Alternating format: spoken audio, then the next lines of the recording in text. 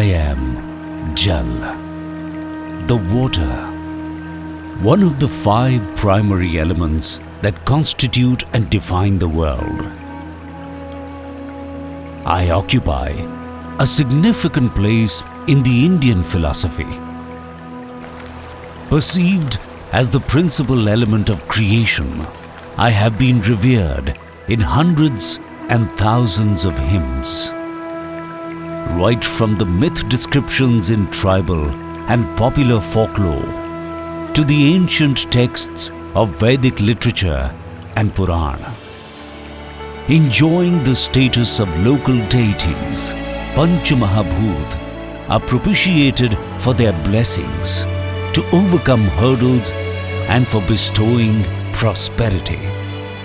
The Indian concept of the Panch Mahabhut articulates a deep ecological understanding of the natural world by our sages and seers, who were all aware of the interconnectedness of physical and metaphysical realms in the existence. The Indian view discerns the relationship between man and creation as not that of man and nature, but of man in nature.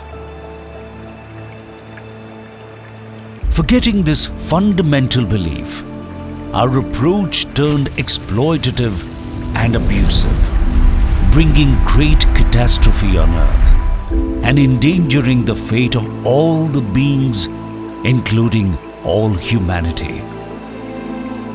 For all these answers, we need to turn to our Vedic period seers and sages and study their contemplations on nature. Apaha has been regarded as the first and the foremost element in the Vedas. It is said that the water has been in existence even before earth and heaven. In the Nasadiya Sukta, the water has been regarded as the first principle. Water pervades everything, big or small. The earth, the atmosphere, the heaven, the mountains, the gods, man, animals, birds, grass, plants, dogs, worms, insects, and ants. All these worldly manifestations are waters indeed. Unlike the discourse of Panch Mahabhut, the contemporary science has focused only on the physical aspects of water and its consumption for living, power generation, and industrial purposes.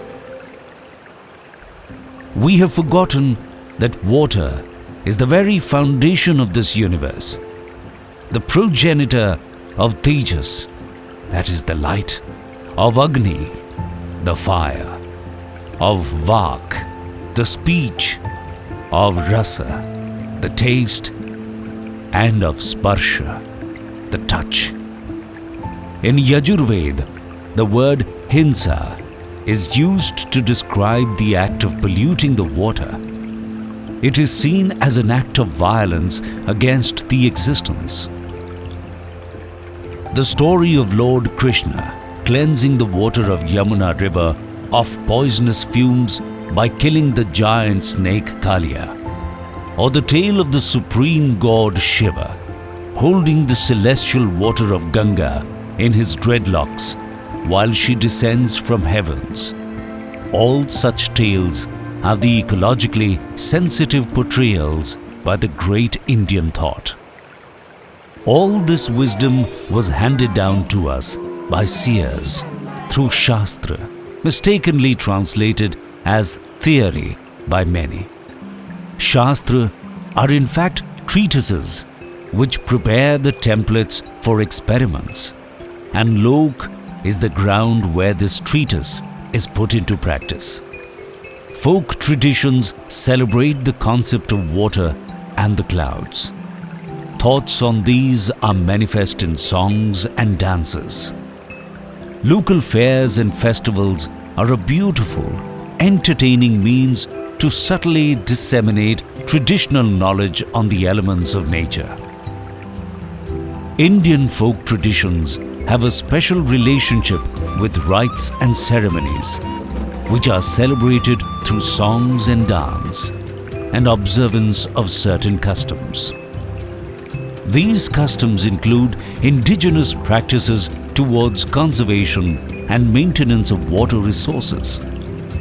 Nala in Uttarakhand, tanks and baulis of Rajasthan and Gujarat, cleaning of ponds and rivers in and along Gurudwaras, check dams and johars are some of these examples. Apart from water conservation, these practices, which are followed generation after generation, have also helped in retaining the architectural integrity and the efficacy of many of these water conservation systems and techniques. The monsoons in India celebrate the arrival of rain with the divine events. Abstinence from eating fish and meat during Chaumasa allows the various species to maintain the ecological balance by reviving their population.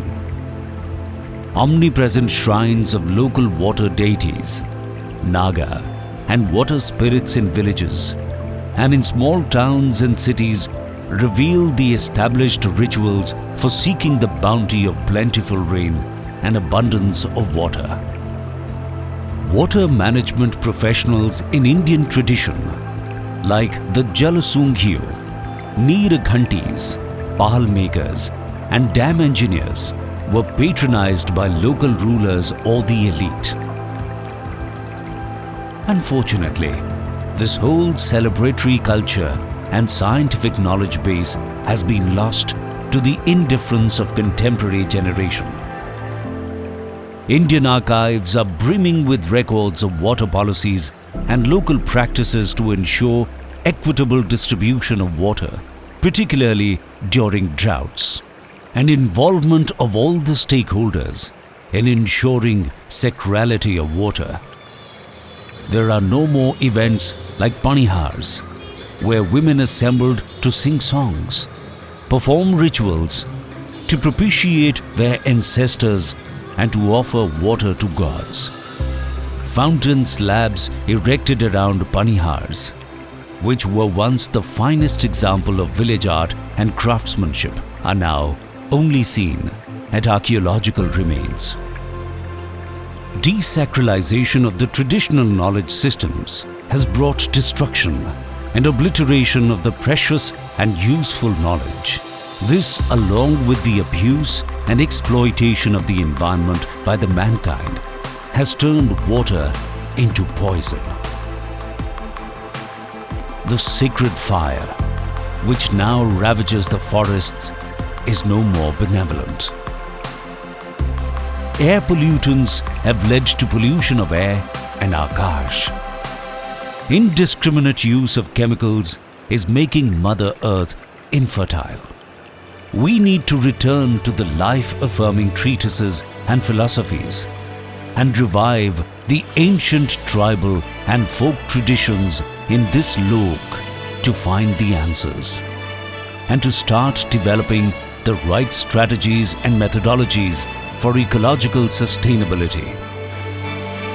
We need to revisit Apaha and explore various aspects of water for development of sustainable and effective strategies and plans. We must remember, water is not merely H2O. It is much beyond man's imagination. It is Brahma. It is Vishnu. It is Shiva. It is art. It is science. It is culture. It is life.